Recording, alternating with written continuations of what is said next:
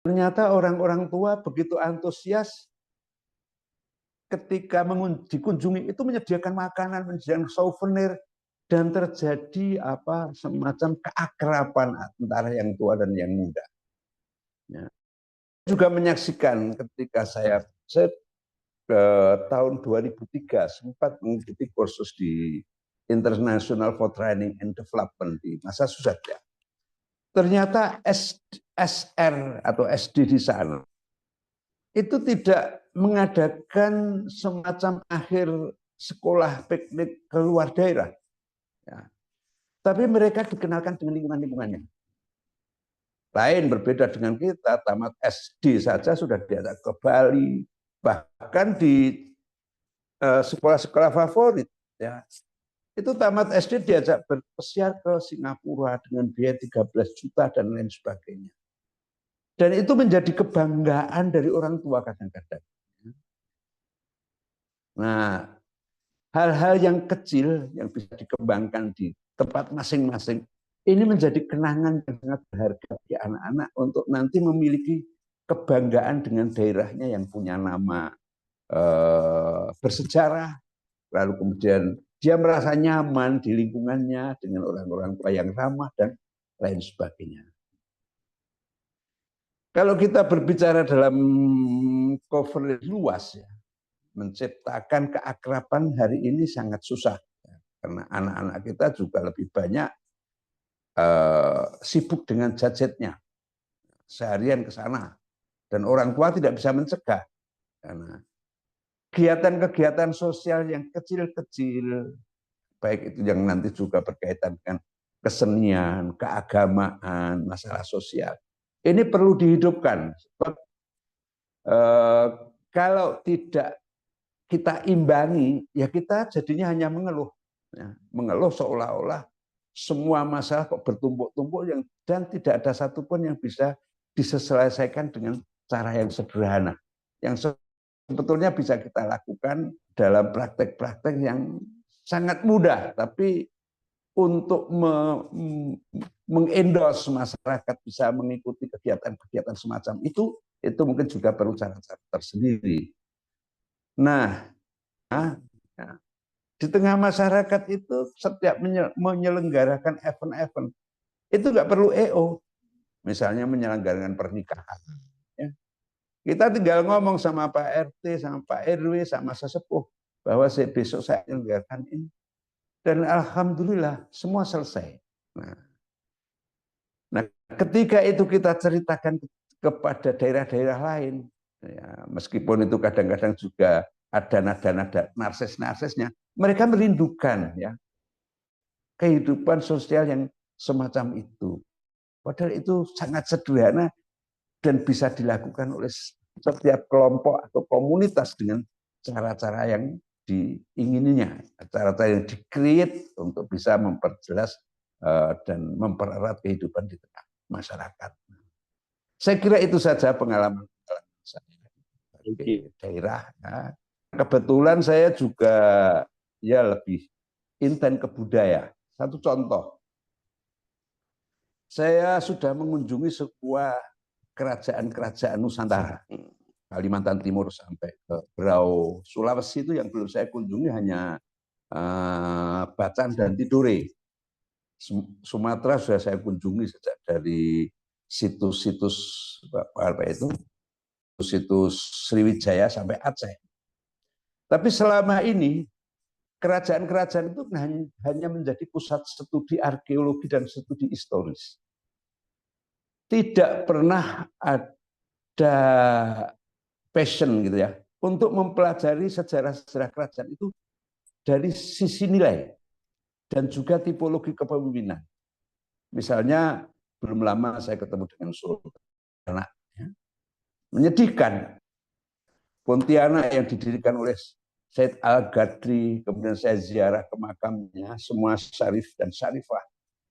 Sekarang istilahnya orang Jawa, teritori dari Sultan Pontianak itu hanya sak megaring payung. Itu saja tidak terurus. Kan sebetulnya itu bisa dijadikan pusat studi nilai. Era Al-Gadri Pontianak mengalami kejayaan. Atau dalam bahasa sekarang, Pancasilanya seperti apa? Kemudian tipologi kepemimpinan seperti apa? Sehingga masyarakat daerah punya ukuran local culture dan local wisdom dalam memilih pemimpin. Tidak semuanya mengikuti Jakarta yang kayak ya kayak buto istilahnya orang Jawa gitu ya. Kayak buto sing wal gedual bal watok enak diuntal halal aspal kerakal kontal. Ya. Ini menjadi penting. Apalagi kemudian kalau situs-situs itu dicari genealoginya. Oh ini dari sini, dari sini. Saya beberapa kerajaan sudah cara cari genealoginya. Itu sebagian dari Asia Barat, sebagian juga dari Turki. Lalu kita tinggal ngomong sama Turki. Ya. Wahai Turki, Anda punya kontribusi dulu dalam pendirian kerajaan ini. Nah, saya yakin itu sudah menjadi destinasi wisata yang bersejarah. Turki. Atau dari Maroko. Saya pernah dapat tamu dari Maroko ke Java. Ya, saya ajak ke makamnya Sekolah Maghribi. Nah, ketika saya cerita kepada dia bahwa wali dari Maroko itu adalah wali yang pertama kali menyiarkan Islam secara bijak di Jawa, ya, yang akhirnya menjadi legenda. Saya moral Maroko. Dia menangis. Dia berlama-lama di tempat makbarahnya itu. Nah ini kalau bisa kita create sedemikian rupa menjadi tour destination yang lebih apa ya, yang lebih mendalam ya, saya rasa situs-situs itu pun akan dibantu oleh negara-negara yang pernah memiliki hubungan-hubungan genealogis dengan kerajaan-kerajaan Nusantara. Saya kira itu pengalaman-pengalaman saya yang mungkin bisa kita kaji bersama. Dan mohon maaf saya tidak Pak Kiai bermaksud dari mana? menggurui. Izin bertanya. Saya dari Jogja, Kota Gede. Kota Gede. Wah, Ya, hormat itu Pak Kiai. ada kerajaan Mataram pertama yang saya tulis versi dari Mataram Islam. Karena situsnya yang masih ada itu masjid. Mantap. Masjid itu pagar kelilingnya bermotifkan Hindu. Ya, Bali terima kasih. total ya. Terus bangunannya Jawa tapi fungsinya Islam. Artinya ada 3 aspek primordial yang bisa menyatu tanpa mengalami friksi apalagi konflik. Terima kasih. Assalamualaikum warahmatullahi wabarakatuh. Waalaikumsalam warahmatullahi wabarakatuh. Luar biasa. Dari bagi Ibu Muhammad. Baik, ada yang sudah angkat tangan atau ini silakan.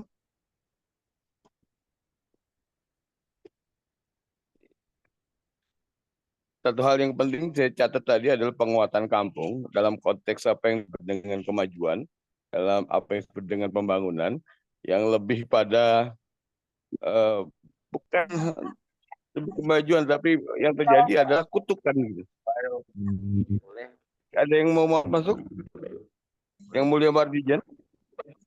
Monggo. Pak Rafiq Hafiludin? Ya, silakan. Buka itunya, mic-nya dibuka, Pak.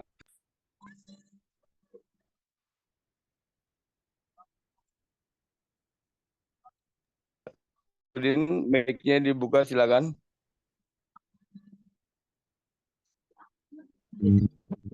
Belum. Ya, oke, siap. Lanjut. Assalamualaikum warahmatullahi wabarakatuh.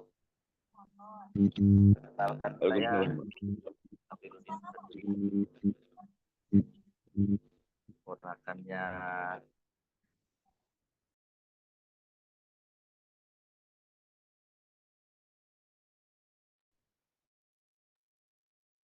Dibuka lagi. ya, siap. Bagus. Izin ini buat berbagi kegembiraan mengenai tema yang penting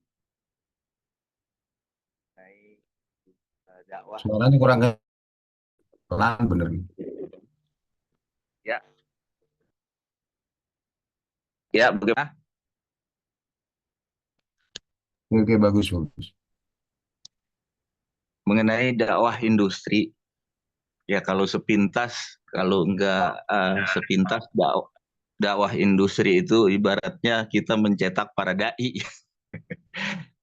Tapi saya sebenarnya dakwah dan industri ini ibarat tesis dan antitesis.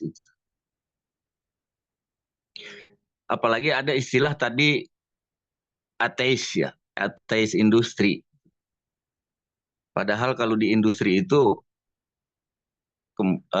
dimaksimalkan kalau menurut pandangan Islam tidak mungkin adanya ateis gitu, karena banyak yang kan gitu. Banyak yang bisa dituhankan. Karena kalau di Islam yang sebenarnya kan memang meniadakan Tuhan itu adalah faktor untuk mengenal Allah. Intinya saya ingin berbicara bahwasannya dakwah sendiri itu harusnya disampaikan oleh manusia-manusia yang selesai. Ini menurut pandangan budaya saya bahwasannya dharma dakwah itu harusnya yang menyampaikan itu orang-orang yang sudah selesai dengan hidupnya, gitu. Tidak lagi terkontaminasi dengan keadaan dan lingkungannya. Mereka hidup dalam kegembiraan akan pemahaman kesejatian. Makanya yang terjadi di Bekasi ketika lahirnya industri itu yang ada dakwah itu disampaikan banyak oleh orang-orang yang mengalami kekhawatiran, mengalami keresahan. Jadi bagaimana dakwah itu bisa tersampaikan gitu. Tahu pemahaman saya pribadi, dakwah itu adalah penyampaian kabar gembira, bukan kabar sedih atau kabar menakutkan gitu. Dakwah itu bukannya teror gitu. Dakwah itu bukannya sinis, bukannya istilahnya sentimen gitu. Dakwah itu memang mengingatkan di mana titik kebahagiaan itu gitu, sehingga bisa bersyukur. Akhirnya banyak dakwah yang berkembang di industri itu hanya membuat kelompok-kelompok, bukan berbagi cerita, berbagi kesenangan, berbagi empati, berbagi bahwasannya buruh itu adalah satu komunitas, komunitas manusia yang bukan budak, gitu. Karena mereka mendapat bayaran atas pekerjaannya. Kalau mereka yang mendapatkan bayaran atas tenaga keringatnya itu masih tidak bisa berbagi kepada masyarakat di luar kawasan, di luar pabrik, itu kan berarti menjadi budak di dalamnya. Mereka masih ada keresahan, mereka masih ada kekurangan. Mereka tidak peduli dengan sesama karena untuk peduli terhadap dirinya saja sulit gitu. Maka dari tema ini saya ingin mengenang gitu. Kalau industri itu melahirkan kultur shock, itu di Bekasi saya pikir mustahil gitu, karena Bekasi sudah kebal. Dari zaman Kerajaan Sunda, Bekasi itu sudah menjadi areal industri pertanian gitu, dengan dibaginya dua sistem tanah gitu. Ada tanah istilahnya Garuda Ngepak, itu area perindustrian, tanah daratan yang bisa dijadikan lahan pertanian, dan ada tanah duwur, daerah tinggi, itu pusat pemerintahan, itu pusat kediaman para kerajaan gitu. Lalu sekarang sih pila-pila gitu. istana itu di Lembah Dur. Jadi nggak mungkin Bekasi itu terus-terusan selama hampir tahun, karena kerajaan Sunda aja hampir mendekati 1000 tahun, itu terus mengalami kultur shock. Apalagi dengan datangnya VOC yang jelas-jelas adalah company, perusahaan gitu. Jadi apa yang terjadi, keresahan-keresahan di masyarakat itu, karena memang istilahnya nyaman, bahaya yang sebenarnya ada kenyamanan seperti itu. Yang tadi disampaikan oleh Ajengan Komar itu benar gitu. Kita tidak mungkin merasa nyaman menjadi anak petani, tidak mungkin kalau tidak nyaman menjadi anak petani, istilahnya kita tinggalkan pertanian. Kita menjadi anak petani karena melihat bapak kita itu kok bisa membiayai kita, seakan-akan bapak saya udah nyaman jadi petani, saya harus menjadi merubah atau meninggalkan apa yang membuat bapak saya dan saya nyaman gitu. Intinya terbuai itu, orang-orang Bekasi itu terbuai itu. Jadi menurut saya dakwah yang harus disampaikan itu bukan lagi keresahan, bukan lagi ketakutan, bukan lagi merasa benar itu. Harusnya dakwah industri itu dakwah kemudahan gitu. Bagaimana kita membuat berita gembira kepada buruh kerja bahwasannya dengan membaca bismillah bagi seorang muslim masuk ke daerah pekerjaannya di pabrik itu sudah jihad fisabilillah gitu. Sehingga kewajiban dia cuma dua. Yang pertama itu sholat, yang kedua adalah istilahnya loyal terhadap kerja, bukan loyal terhadap. Ketika dia loyal terhadap perusahaan, dia bisa menuhankan perusahaan gitu. Tapi ketika dia loyal terhadap kerja, karena dia kerja mengucapkan bismillah, dan dia tahu hasilnya adalah untuk sedekah, untuk keluarga, dialah sudah menjadi manusia paripurna seperti itu. Jadi jangan sampai buru-buru itu merasa rugi, itu kehilangan sholat duha, kehilangan sholat yang lainnya, ibadah yang lainnya. Padahal ketika dia sadar, ketika dia kerja loyal terhadap kerjanya karena kerjanya ini lillah, sudah kelar.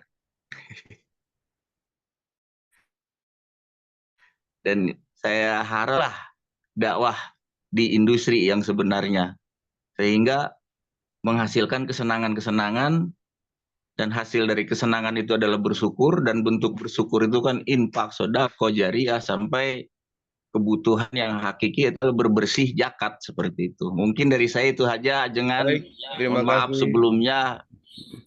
Maharsi Apep. Assalamualaikum warahmatullahi wabarakatuh. Waalaikumsalam warahmatullahi wabarakatuh. Luar biasa. Ada soal metodologi dan juga pemetaan kondisi di industri, bahwa industri itu ya memang antitesis kalau bahasa Maharsi Apep. Baik, Pak Wardijen apa tadi sudah buka ini? Mau sampai atau Pak Kilian tadi? Pak Kilian Riyadi SPD. Monggo bila ada yang ingin disampaikan. Atau Yang Mulia Gede Parma. Assalamualaikum Yang Mulia. Silakan, lanjut. Kita udah panjang lebar, ini belum menemukan solusi. Pertanyaan kita, anak cucu kita mau kita bawa kemana, dengan konsep seperti apa, dan apa langkah-langkahnya belum ada. Ini yang dibilang Bapak yang terakhir tadi keluh kesah. Yang kedua tadi di desa, ya oke, sepakat. Hari ini juga sudah masuk pada tahap luar biasa jahilnya. Kalau ini tidak ada perubahan yang mendasar, ya kita hanya merapikan dashboard, speedometer, sama spion-spion, sama chat-chat, sama lecet-lecet dikit. Sesungguhnya tidak berubah sih, mesin-mesinnya tidak akan pernah berubah. Kata kita negara Pancasila, ternyata ya nggak Pancasilais. Maksudnya adalah konsep yang hari ini, contohnya ini nih, atau lurah dikasih uang, harusnya berhemat, kalau nggak habis, disalahkan. Lurah berhemat disalahkan, kalau nggak habis, dibalikin. Jadi harus habis kuncinya. Kalau bisa karena agar bisa ngutang lagi. Nanti anak cucu kita yang membayar utang. Udah gitu. Kedua, kita bersyukur terlalu agamis, terlalu spiritual, akhirnya ya pokoknya nggak apa-apa, jadi kuli, yang penting makan, yang penting bertuan dan sholat. Tapi bosnya orang luar, tidak perlu melawan lah, tidak perlu berjuang lah, cukup lah, yang penting makan, tidur, sholat, udah cukup. Kira-kira begitu. Ini kadang-kadang pemahamannya begini yang kurang pas. Kedua, yang saya sampaikan bahwa seperti apa sih role model negara Pancasila, bangsa Pancasila, peradaban Pancasila itu? Saya tidak menemukan sesuatu yang ketemu, kita nggak ketemu. Saya udah berkali-kali ngomong, nggak ada yang nyambung-nyambung juga bahwa Pancasila itu luar biasa gitu. Ngomong alor lagi, itu lagi, nggak ketemu rumus dasarnya. Kita sedang bicara tentang tadi ekonomi industri dan spiritual Pancasila. Tidak ketemu, nggak ngomong Pancasilanya dikit sekali gitu loh. Jadi ya nggak apa-apa sih, mungkin ya seperti itu. Oleh karena itu, bagaimana kita bisa menjalankan dengan sistem yang nggak Pancasilais. Oleh karena itu, ya saya bersyukur saja bisa menikmati kehidupan yang jahil, sementara saya semoga tidak jahil. Mungkin zaman Rasul juga mengalami seperti ini, ya kita nikmati saja, ditindas, menjadi kuli-kuli, menjadi omnibus law pencipta tenaga kuli, tidak bos sih, kuli, tenaga kerja kan kuli. Dan kita suka menjadi kuli jongos, atau kita jadi budak seneng, tapi yang penting kan soal ibadah rajin udah itu aja. Kalau kaya itu kan, kalau nggak ini kan mentuankan kekayaan gitu loh. Itu tuh kadang-kadang saya juga miris saja, padahal tidak. Wajar Rasulullah itu kalau mau beriman nggak kufur ya kaya, jangan jadi kuli. Kebanyakan kuli ngeluh, memang begitu. Intinya mulia, semoga di majelis yang terhormat ini bukan itu yang bagus, karena leluhur kita sudah sepakat bahwa ada sebagai role model bahwa kita menjalankan negara kita bangsa Pancasilais, merdeka, bersatu, berdaulat, adil dan makmur berdasarkan Pancasila. Tidak berdasarkan agama tidak juga, tidak berdasarkan yang lain juga. Tapi kalau mau berdasarkan agama ya Pancasila kita buang dulu aja, kira-kira begitu. Jadi setiap pembahasan saya pasti lari ke Pancasila karena memang sudah sepakat bahwa kita bangsa Pancasila. Jadi kalau begitu ngomong di luar Pancasila, kita komunis sekalian saja gitu. Jadi kalau jangan Pancasila jangan setengah-setengah gitu. Kalau mau serius sama Pancasila ya bagaimana? Kalau enggak ya jangan setengah Pancasila, mending nggak usah Pancasila sekalian dah gitu. Nggak usah bertuan sekalian gitu. Kira-kira kita tetapkan dulu arahnya kemana, Pak Yai mau kemana, kan semua agama kan Islam di Protestan kan tetap bertuan juga. Kalau kita tidak kembali ke rule dasar Pancasila, ya saya mohon maaf saja, saya tidak mengiyakan dan saya tidak akan berpaham selain Pancasila. Karena sudah ada ajaran agama dan ajaran ketuhanan dan ajaran kebaikan di dalamnya. Karena Pancasila adalah rumusan dasar dari beberapa firman kitab-kitab dan ajaran adat leluhur kami. Kira-kira gitu. Kalau nggak berdasarkan Pancasila, ya arahnya nggak ngalor ngidul aja kira-kira begitu. Makasih yang mulia, mohon maaf kalau kita salah. Terima kasih. Saya cinta Pancasila dan saya adalah Pancasila garis keras. Kira-kira gitu. Assalamualaikum Siap. warahmatullahi wabarakatuh. Waalaikumsalam warahmatullahi wabarakatuh. Baik, baik. Terima kasih Pak Wardijen. Nampaknya Pak Kilian akan menyampaikan pendapatnya. Silakan Pak Kilian.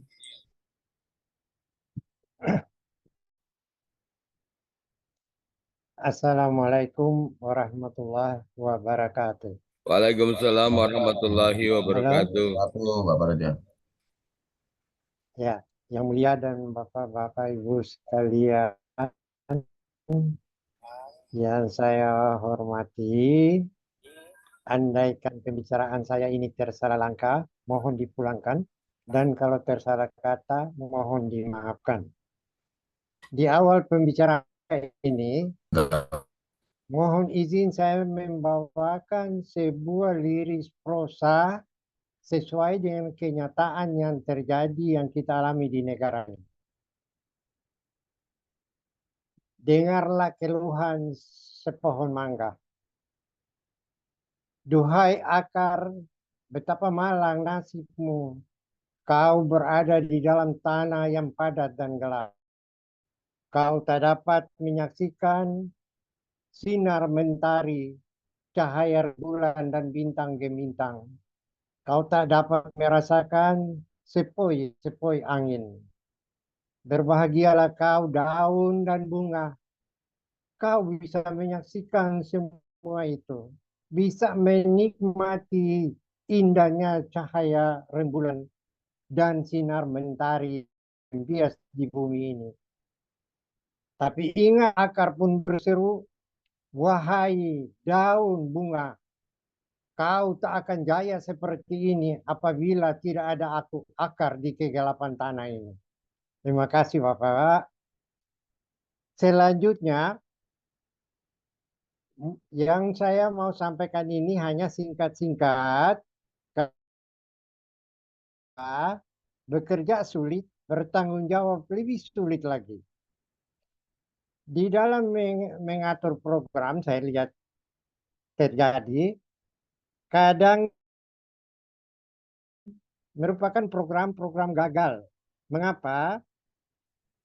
Contoh, apabila seorang pimpinan, misalnya di dalam satu daerah lah, dia mau mengatur program. Kalau saya berhasil, program saya untuk membuat pembangunan di daerah ini yang sebanyak-banyaknya. Itu program gagal. Yang kan kunci keberhasilan seorang pimpinan, yaitu dia harus memperhatikan dulu apa latar kehidupan daripada masyarakat yang dipimpin. Baru dia meletakkan programnya. Dan setelah itu saya lihat ada yang berjanji dalam setahun, saya ambil contoh ya, mohon maaf, dalam setahun ini saya akan meningkatkan pertanian, contohnya di Pulau Jawa. Ini mimpi yang tidak akan habis-habisnya nanti. Kenapa? Karena kalau membahas pertanian, berapa banyak jenis pertanian. Petani jagung, petani padi, dan lain-lain. Apalagi ini di Pulau Jawa. Dalam jangka waktu 1 tahun yang dijanjikan, apa ia bisa berhasil? Ini program-program yang seharusnya ibarat dari tujuan instruksional umum, dia jabarkan ke tujuan instruksional khusus, baru dia bisa melaksanakan pekerjaan itu dengan baik. Kalau dia misalnya ke Maluku, saya di sini di Maluku karena dia tahu banyak kebun cengkeh, pala, kelapa, dan terbanyak masyarakat nelayan. Lalu dia meletakkan program saya untuk meningkatkan perkebunan di Provinsi Maluku. Kapan bisa jadi itu? Dalam waktu 1 tahun. Sedangkan perkebunan itu terdiri dari kelapa, cengkeh, pala, damar, rotan, dan lain-lain. Seharusnya dia ambil saja satu unsur. Dalam 1 tahun, saya akan meningkatkan perkebunan di Maluku khusus tanaman kelapa misalnya, atau pala atau cengkeh. Jangan dia pukul borong 1 tahun habis-habis. Itu janji-janji muluk saja itu yang banyak membuat kekecewaan di masyarakat. Ya, itu saja Bapak-Bapak sekalian yang mulia. Demikian pembicaraan singkat ini, kurang lebihnya mohon maaf. Wabillahi taufiq wal hidayah.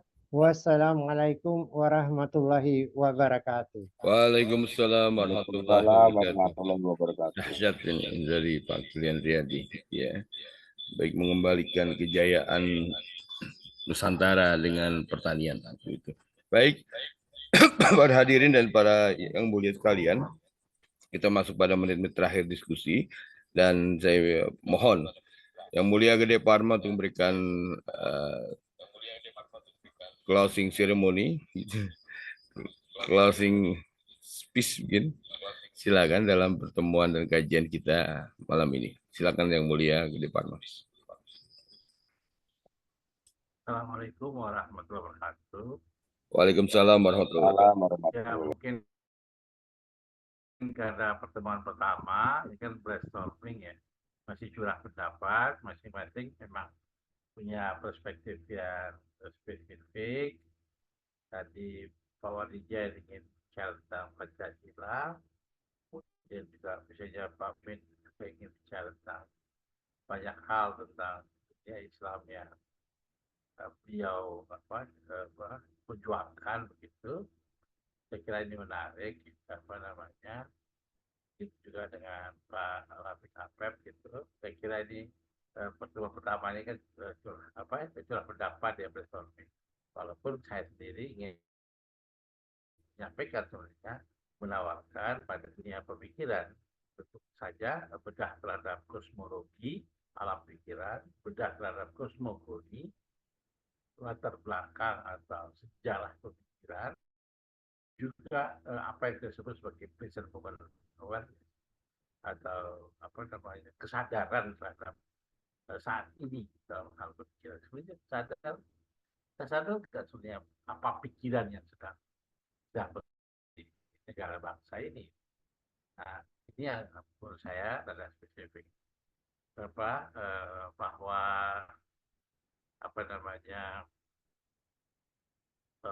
banyak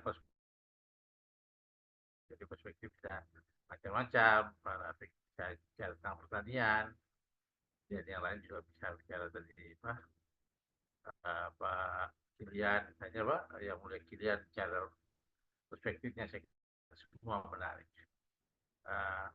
Hanya karena memang awalnya gagasan ini tentang kegelisahan teologis, gitu. Mungkinkah ini persoalannya teologis? Tapi saya kira ini masih banyak persoalan-persoalan yang lain yang juga mengikuti gitu. Saya kira inilah kekayaan diskusi pada malam hari ini.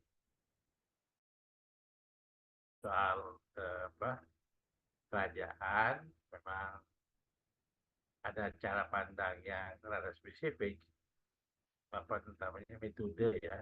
Saya saya bukan Pontianak itu lebih dalam, Pak Muhaimin. Saya kenal bapaknya, saya kenal samaan gitu. Saya kenal dengan konflik-konflik di dalamnya dan secara pribadi gitu. Tapi memang rada berbeda dengan yang memang berkunjung dalam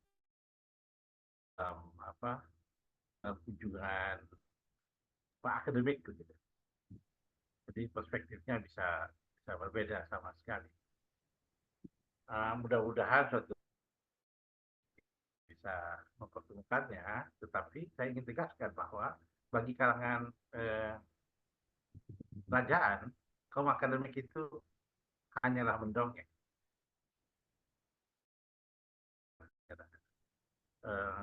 Hari ini misalnya ada undangan, ada profesor budaya gitu, bicara tentang sesuatu gitu, tapi kemudian tanggapan dari para pemangku adat sebagai kegiatan mendongeng, padahal dia sudah profesor doktor. Jarak yang sederhana dan harus dijembatani entah oleh siapa antara apa yang terendam dalam sistem pengetahuan Nusantara dengan instrumen pengetahuan saat ini, dan juga misalnya antara taksonomi pengetahuan Timur Tengah dari Timur Tengah. Ini saya kira sesuatu yang memang harus dipertemukan entah di mana simpulnya. Tapi bersama Profesor Makin sebenarnya ini sebenarnya jeli untuk melihat simpul-simpul ini seperti apa. Itu juga Profesor Pastor Krim. Mudah-mudahan ini adalah awal silaturahim, dan kita akan banyak sekali sesi-sesi untuk bicara lebih dalam lebih dekat, ya apa namanya, ketemu kira-kira titik pemanah. Yang adalah saya tadi juga sampaikan bahwa mimpi ya tentang harapan ya, mimpi ya, harapan tentang integritas itu harapan timur. Di dalam dunia mekanisme pola mekanik nggak ada tentang integritas. Integritas itu hampa. Jadi cara pandang timur barat ini memang sangat berbeda. Lalu apakah kemudian seperti misalnya yang disampaikan oleh APEP misalnya, bisakah kita terlibat dalam industri seraya beriman? Ini kan pertanyaan kalau secara ginologis harus lebih dibedah gitu, Mas APEP. Tetapi ya ini karena ini dari akar yang berbeda, manusianya dari akar tradisi Jawa Sunda misalnya, kemudian industri sendiri lahir dari cara berpikir tentu saja pasca analitik dan setelah kekalahan Islam pada abad pertengahan. Jadi bagaimana dia dilihat secara ginologis? Nah, saya kira kita bisa ada diskusi yang menarik pada sesi-sesi berikutnya untuk membedahnya lebih cermat. Kalau kita lihat secara dialektis, orang yang kira-kira dalam anggapan dialektis dalam ateisme, bahkan agnostik pun dengan orang-orang yang dianggap sebenarnya ateisme setengah hati, di mana sebenarnya satu kakinya masih seolah-olah bertuhan, tapi satu kakinya sebenarnya terjebak atau terlibat dalam era-era analitik itu. Nah, bagaimana melihat? Saya kira diskusi ini masih berlanjutkan pada sesi berikutnya. Walaupun tentu saja sebenarnya saya berharap betul Prof. Makin dan Prof. Mas pada sesi-sesi berikutnya bisa melihat ini lebih jelas. Ya, genealogisnya atau komposisinya atau juga misalnya agregasinya itu bisa terlihat tampak sebagai suatu pemahaman kita. Apakah dia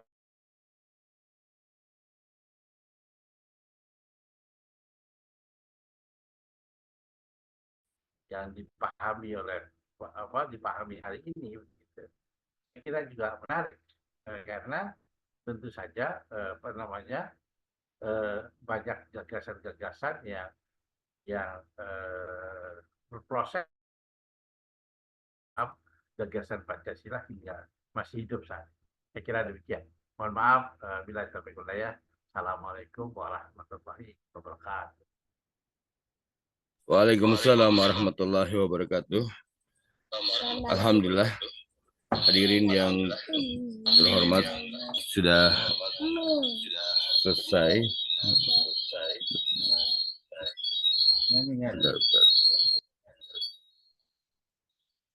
Ya, dan saya kira menarik sekali apa yang disampaikan dan luar biasa, buah-buah pikiran serta pencerahan dari semua baik narasumber maupun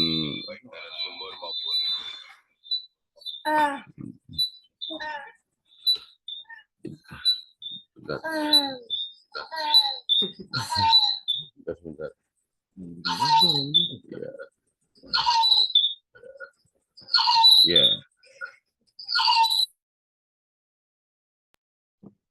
Ya, saya kira ini menjadi hal yang memantik untuk memberikan ikhtiar-ikhtiar lebih lanjut, pemikiran-pemikiran yang lebih luas dan mendalam gitu tentang bagaimana kita memberikan sebuah solusi atas persoalan dengan kegelisahan-kegelisahan ada yang berkembangan gitu, dan ini adalah sebuah amal jariah kita baik pemikiran maupun ikhtiar perilaku. Ada sebuah solusi kreatif dari semua pihak gitu, dari gagasan yang kita lontarkan, dan kita percaya bahwa gagasan itu berpihak gagasan itu beranak pianak gitu dan tidak akan pernah mati walaupun lari ke udara begitu ya, walaupun berkembang di udara. Baik, terima kasih atas kehadirannya dan sumbangan pemikiran. Mohon maaf bila ada kata kalimat yang salah. Saya Komarudin Ibnu Hikam.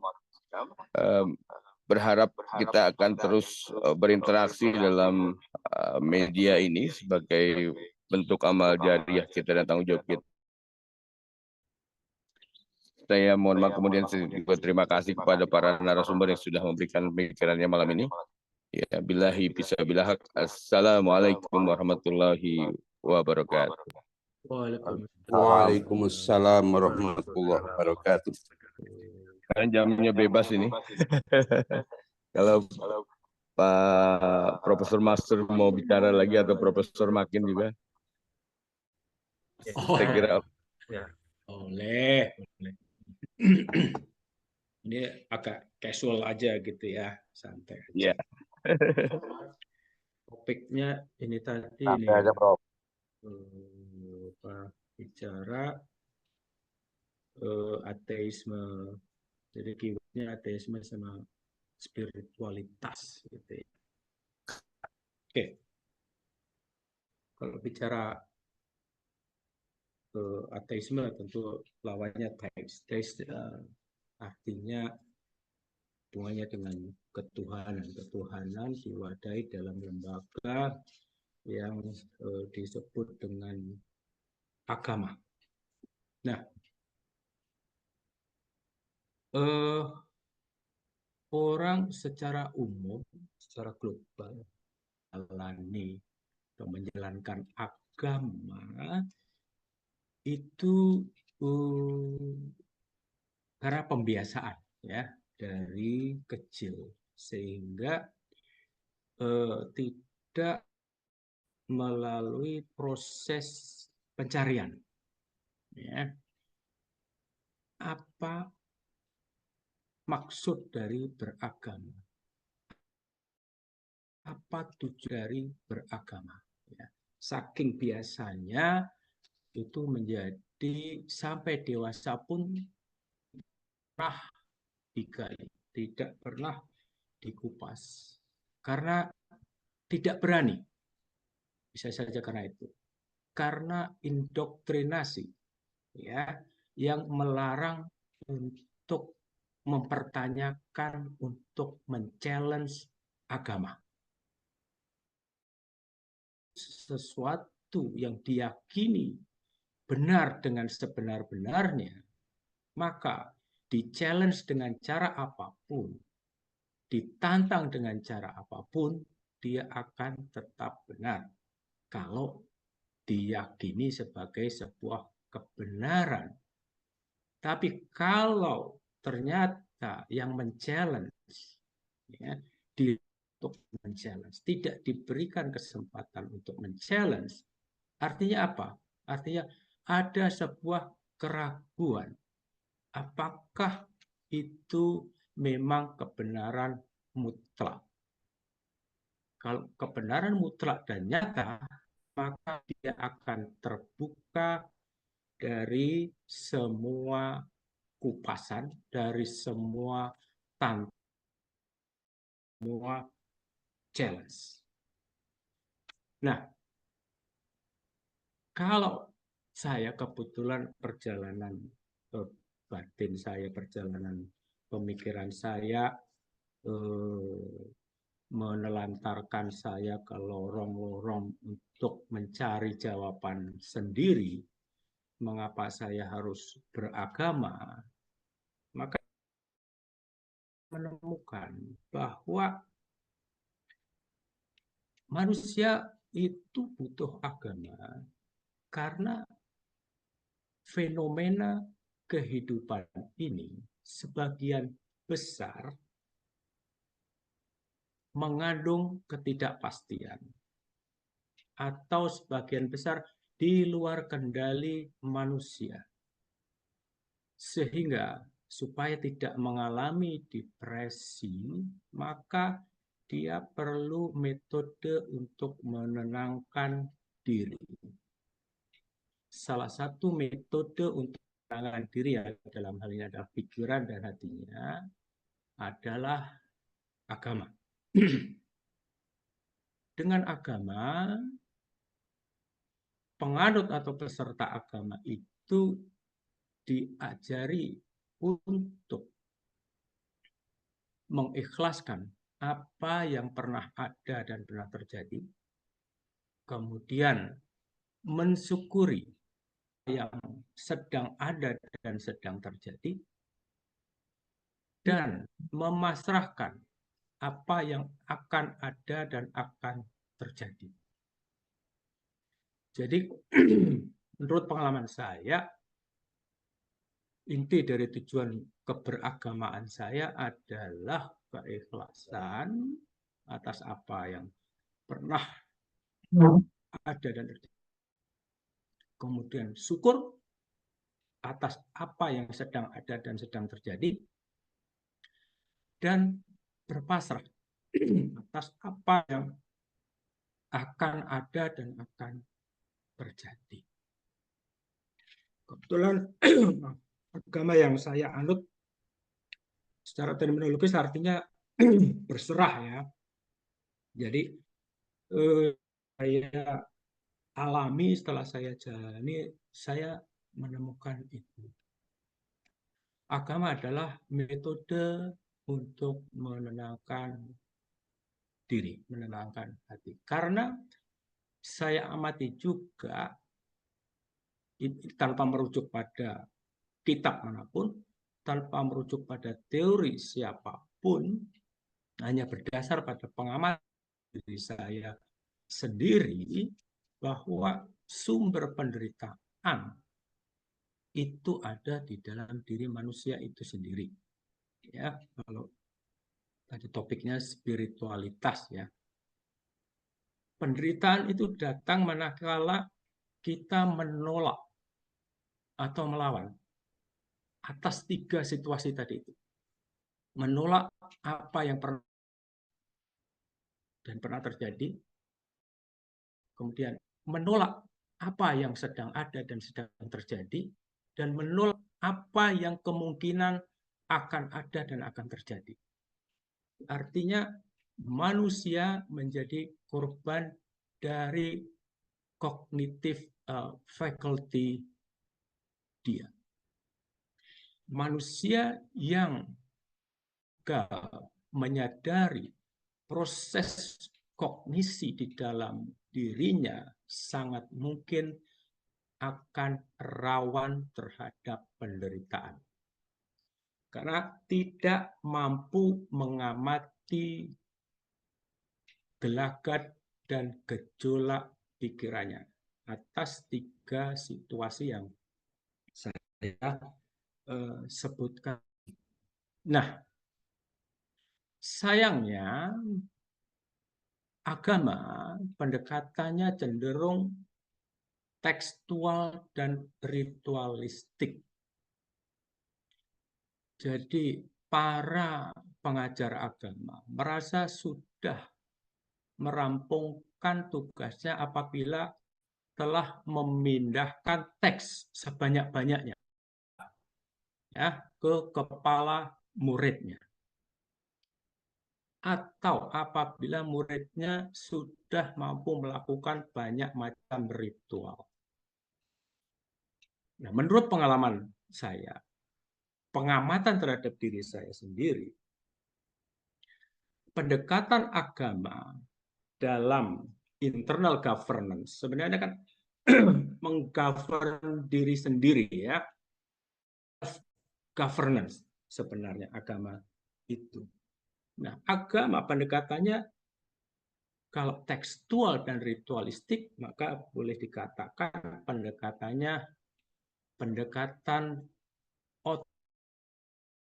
Nah, ada pendekatan berbeda, yakni pendekatan inside out. Kalau agama itu cenderung outside in, berdasarkan aturan, ya, ada pendekatan yang lebih dalam, yakni pendekatan inside out, yang malam hari ini menjadi topik kita, spiritualitas.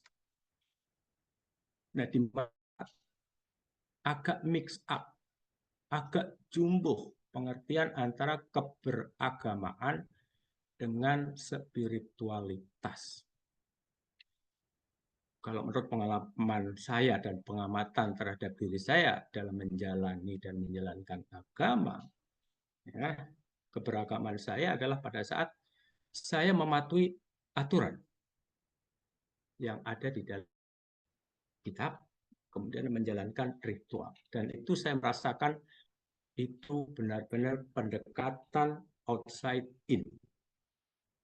Sesuatu yang ditempelkan di dalam fakultas kognisi kita, yang mana sangat rawan untuk rontok. Nah, kalau pendekatan inside out dalam spiritualitas, maka karena itu sesuatu yang dari dalam, maka tidak ada risiko untuk rontok. Nah, dalam pengajaran agama, menurut ya, di semua tingkat pendidikan maupun jenis pendidikan, perlu ada spiritualisasi agama, sehingga pendekatannya tidak tekstualistik belaka, tidak outside-in, tidak ditempel belaka, tapi inside out. Jadi pemahaman dari dalam yang memberikan impact keluar.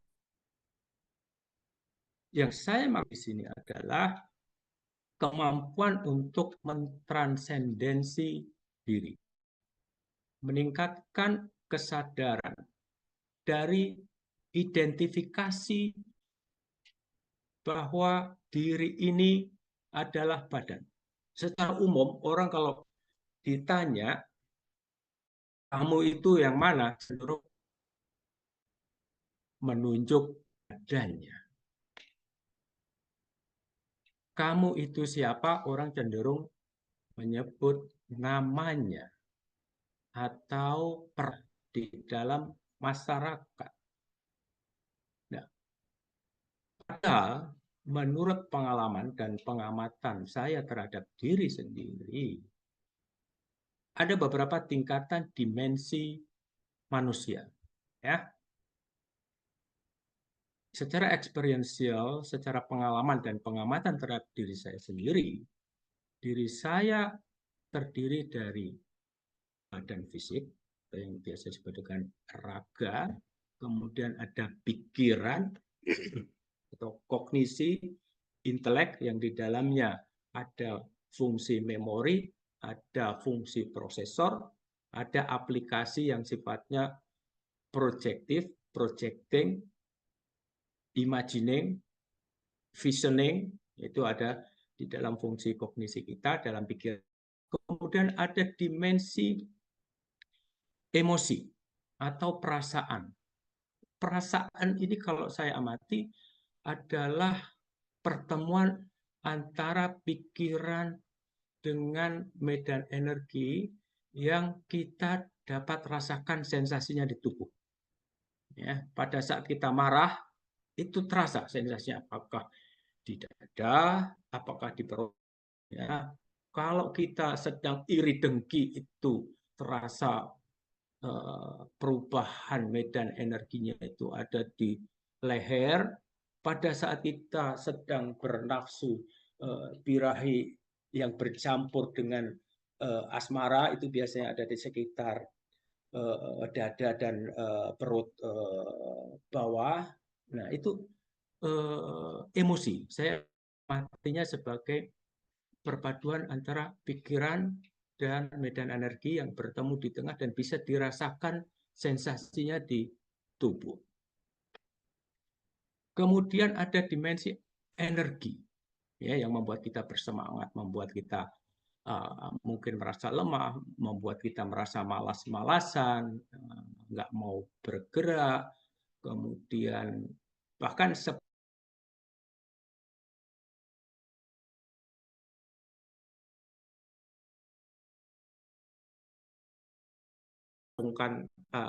tangannya seperti ini, ya, mendekatkan gini, ada rasa, ada bola energi. Nah, itu medan energi yang kita bisa rasakan sensasinya. Nah, badan dasar adalah kumpulan dari apa yang kita makan. Yang awalnya adalah apa yang dimakan oleh orang tua kita. Kemudian bertemulah apa yang dimakan orang tua kita dalam bentuk sperma dan sel telur, kemudian menjadi bayi, kita dilahirkan. Kemudian kita juga menambah, mengumpulkan tumbuh-tumbuhan, mengumpulkan binatang. Kita makan, tubuh kita menjadi membesar. Artinya apa? Tubuh kita hanyalah sesuatu yang kita kumpulkan. Sesuatu yang kita kumpulkan tentu bukanlah diri kita.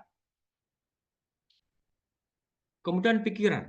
Pikiran itu, apalagi yang aspek memori. Aspek memori itu kumpulan saja. Apa yang kita dengar, kita kumpulkan. Apa yang kita lihat, kita ya, apa yang kita rasakan, kita kumpulkan. Kemudian pikiran itu juga bisa dirubah-rubah. Pikiran itu datang dan pergi. Artinya sesuatu yang kita kumpulkan, sesuatu yang bisa berubah-ubah, tentu bukan kita yang sebenarnya. Demikian juga perasaan. Perasaan itu kita bisa manipulasi dengan hanya merubah sudut pandang. Untuk kasus yang kalau kita merubah sudut pandang kita, perasaan kita akan berbeda. Begitu perasaan kita berbeda, medan energi kita akan berbeda. Nah, perasaan negatif itu mengakibatkan perubahan medan energi. Gangguan medan energi. Gangguan medan energi yang terakumulasi berbelas tahun jadilah gangguan fisik. Jadi, sebagian besar penyakit-penyakit yang dialami oleh manusia itu berasal dari pikirannya sendiri. Ya, diri saya, menurut pengalaman hidup saya. Nah, dari situ saya belajar. Badan ini bukan aku.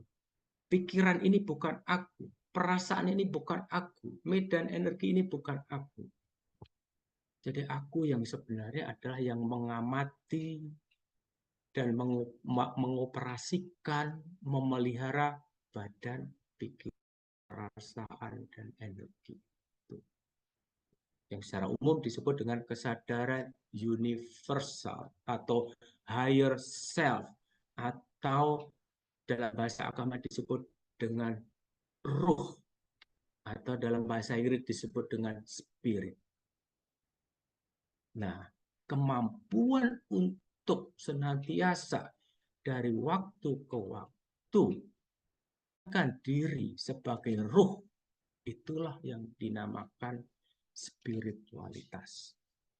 Kemampuan untuk dari waktu ke waktu mengamati dan menyelenggarakan badan, pikiran, perasaan, dan medan energi, itulah spiritualitas. Itulah yang dinamakan dengan keruhanian, dengan spiritualitas. Jadi berbeda sekali dengan keberagamaan. Jadi kalau spiritualitas itu inside out, ya, kalau keberagamaan itu outside in. Dua-duanya berguna. Dua-duanya dibutuhkan.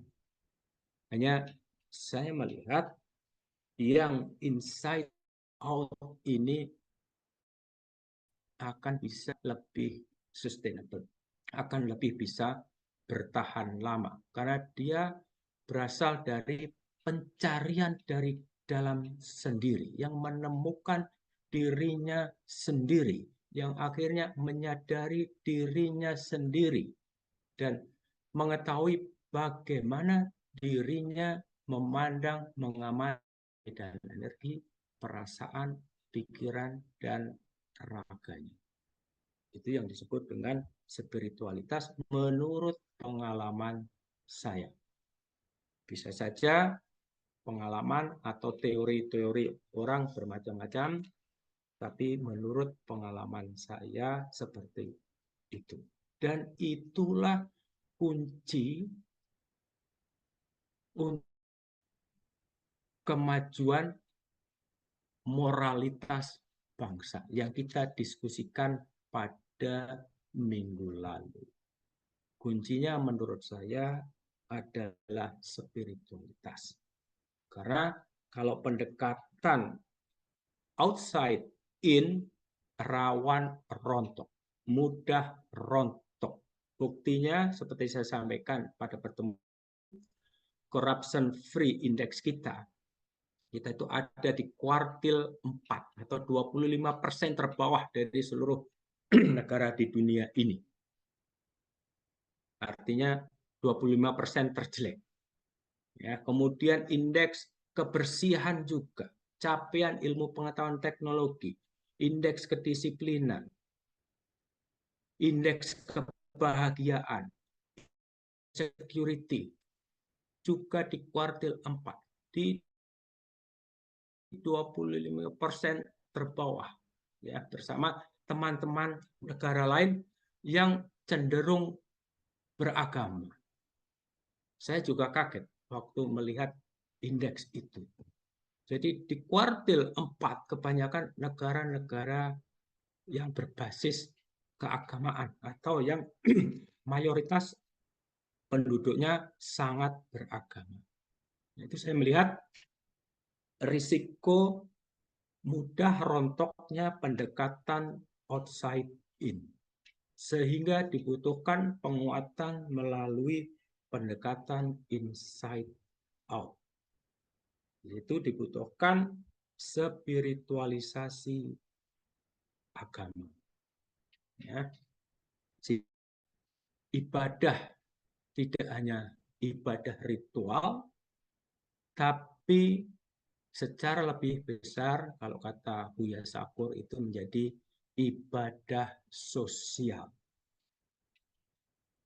Jadi wujud atau output dari keberagamaan adalah akhlakul karimah. Juga dengan spiritualitas. Tapi pendekatan agamis menurut pengamatan dan pengalaman pribadi saya rawan rontok. Tapi kalau pendekatan inside out itu lebih lestari. Itu tambahan dari saya. Terima kasih. Assalamualaikum warahmatullahi wabarakatuh. Waalaikumsalam warahmatullahi wabarakatuh. Tapi saya ingin komentar sedikit, Prof. Makin. Kalau misalnya kalau kita lihat sejarah pemikiran Islam, gagasan Prof. Makin relatif baru. Ya. Kalau sejarah pemikiran Islam. Kalau kita misalnya melihat misalnya hubungan antara pemikiran Islam dengan etape-etape di dalam modernitas, ya, klasik, pertengahan, analitik, modern, kemudian kontemporer, kosmo, kontemporer, relatif baru. Baru ini bisa bermakna memang penyatuan atas bangunan-bangunan yang terpisah, gitu. Bangunan-bangunan pemikiran yang terpisah ingin disatukan, tapi juga bisa bermakna memang di luar sosiologi Islam yang tersedia. Jadi saya kira ini menarik, kan? Ya menarik, tetapi kemudian juga dua sisi pasti ya, atau spekulatif atau menarik. Gitu.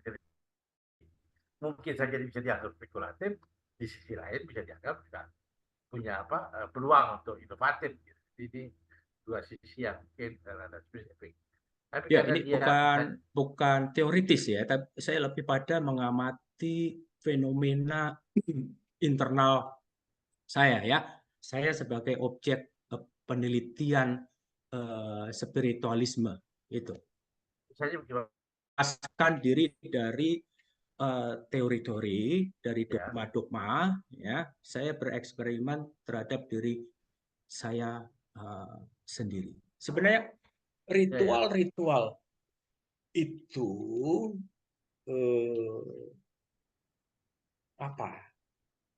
efeknya terhadap interioritas kita mirip dengan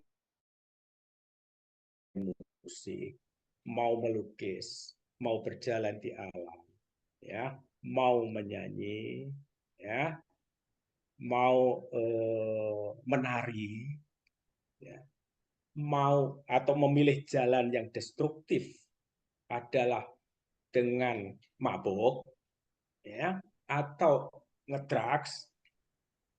Pada dasarnya lepas dari penderitaan itu adalah dengan cara mengurangi dominasi pikirannya. Intinya itu, ya, mau bisa dengan menyanyikan lagu-lagu rohani, mau dengan mengaji, mau dengan sholat, mau berzikir, mau menggambar, mau menyanyi, mau merokok, ya, inti mengurangi dominasi pikiran. Itu yang lari ke depan, ke belakang, membandingkan, mengukur yang saya sebutkan tadi. Jadi dia menolak atas apa yang pernah ada dan pernah terjadi, menolak apa yang sedang ada dan sedang terjadi, dan menolak atas apa yang mungkin akan ada dan akan terjadi. Itu pikiran itu ke situ-situ, itu yang kita beritaan itu pada dasarnya. Jadi kalau kita lihat misalnya, mohon maaf, kalau kita ambil cuplikan fragmentasi mortalitas Sartre, ya, dan umpatannya Simon de Beauvoir. Lihat ketika pemakaman Sartre, Jean-Paul Sartre, kemudian pacarnya atau mantan pacarnya itu Simon de Beauvoir, ya, kemudian mengumpat, ya, melepas mantan pacarnya dengan umpatan. Umpatan itu sekarang temukanlah kontradiksi atas eksistensimu, ya, John. Jadi saya lihat misalnya kalau kita struktur Jean-Paul Sartre, kemudian murid kesayangan yang jadi pacarnya Simon de Beauvoir, itu pasti banyak sekali menghasilkan feminisme, menghasilkan subjektifikasi manusia. Tapi saya kira jadi menarik ketika misalnya model perdebatan, model pertengkaran Simon de Beauvoir ini kemudian dan Sartre itu dilihat dalam perspektif model dalam Islam. Seperti yang sedang dilihat, apakah sebenarnya tubuh makin dia telah tubuh subjek fenomenal itu sendiri, atau tubuh yang sedang membicarakan tentang uraian dari tubuh itu sendiri. Nah, kira-kira gitu. Ya, jadi ya, kalau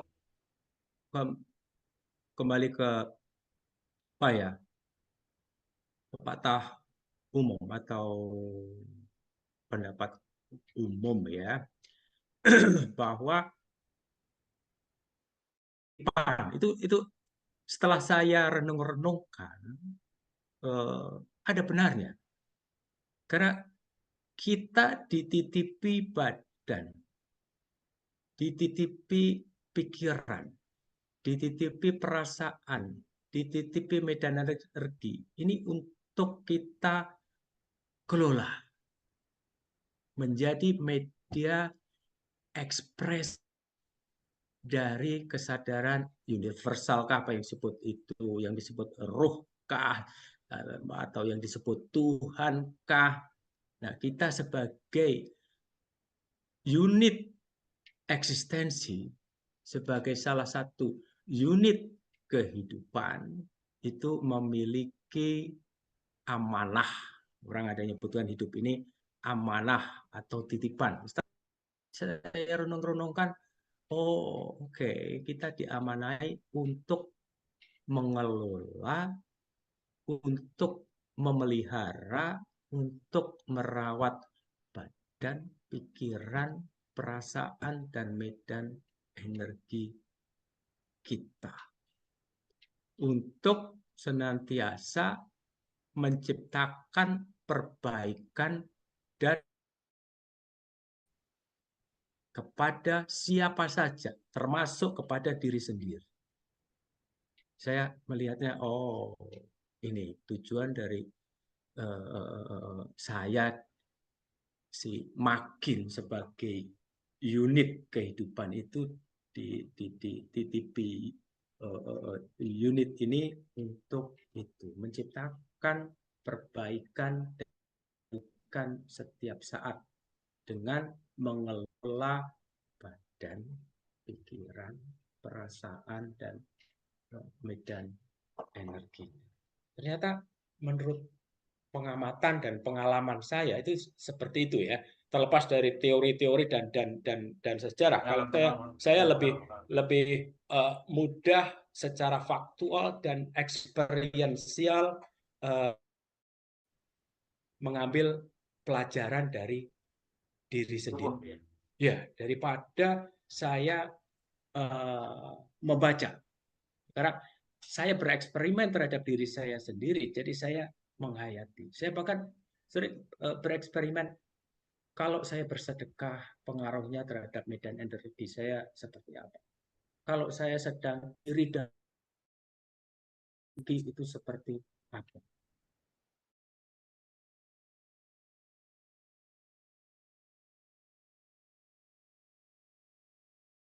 Pengaruh medan energinya di mana. Itu ternyata sangat terasa sekali sensasi energetiknya di tubuh. Jadi yang diajarkan oleh semua agama, boleh berbeda pendapat ya, tapi menurut pengalaman saya, coba semua ritual agama ya, impact-nya sama atau kurang lebih mirip-mirip saja terhadap interioritas kita. Karena saya sudah bereksperimen terhadap interioritas saya. Dunia internal saya sudah experience. Sudah experience dan eksperimen. Itu. Terlepas dari dogma, terlepas dari kitab, terlepas dari sejarah, ya, terlepas dari referensi apapun, tapi menurut eksperimen saya itu seperti itu. Jadi ada perbedaan antara keberagamaan saya dengan spiritualitas saya. Jadi yang saya maknai sebagai ketakwaan, aduan untuk dari saat ke saat memerankan diri sebagai ruh, sehingga mampu dari saat ke saat mengamati gelagat dan fenomena badan, pikiran, perasaan, dan medan energi. Karena surga dan neraka itu diciptakan oleh itu. Apakah oleh badan, oleh pikiran, oleh perasaan, oleh medan energi. Nah, ketakwaan yang sejati adalah itu. Kemampuan untuk dari saat ke saat sadar sebagai ruh, saat sebagai universal intelligence, higher self, yang selalu mengamati badannya, pikiran, perasaan, dan medan energi. Kan, kesirikan sejati menurut saya adalah kalau kita terjerat dalam identifikasi bahwa aku adalah badanku dengan segala tuntutannya, aku adalah pikiranku dengan segala gejolak dan fenomenanya, aku adalah perasaanku dengan segala gejolak dan fenomenanya, aku adalah medan energi dengan segala gejolak dan fenomena. Kalau kita masih mengidentifikasi di makom-makom itu, di level-level itu, maka itu yang kalau menurut versi saya kesirikan sejati itu di situ. Kita lupa bahwa diri kita adalah tiupan ruh Tuhan. Kita lupa bahwa diri sejati kita adalah ruh, adalah spirit yang mengamati, mengelola, yang mengurus, yang merawat badan, pikiran, perasaan, dan medan energi. Nah, agama secara umum menurut saya perlu di redefinisi, di refresh menurut saya dalam penyampaiannya. Banyak sekali ya yang pada zaman turunnya kitab-kitab suci agama-agama langit, ya, tingkat berpikir, kemampuan berpikir manusia masih di bawah kemampuan berpikir manusia saat ini. Sehingga dibutuhkan pendekatan, wis pokoknya percaya, lakukan, kamu akan hidup tenang damai. Ya, lakukan ritual ini, kamu akan tenang dan damai. Lakukan puasa, kamu akan sehat. Nah, sekarang sains sudah bisa menjelaskan fenomena sholat seperti halnya meditasi. Puasa juga sudah bisa dijelaskan. Ya, 2016 itu profesor dari Jepang menemukan fenomena autofagi. Jadi orang yang puasa pada saat lapar, selnya juga ikut lapar, maka sel lapar itu memakan sel-sel yang tidak berguna, sampah-sampah sel, sel-sel yang berpotensi menjadi kanker itu dimakan oleh sel sehat itu tadi. Sehingga tubuhnya menjadi lebih sehat, lebih bugar, lebih bersih. Nah, semua tradisi agama, semua agama memiliki tradisi puasa. Tidak hanya Islam, ya. Setelah saya dulu juga berpikir bahwa puasa itu hanya ada di Islam.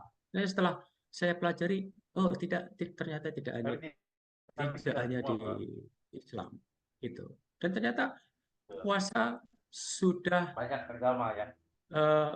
Bisa dijelaskan secara sains. Saatnya agama dijelaskan dengan pendekatan saintifik kalau menurut saya.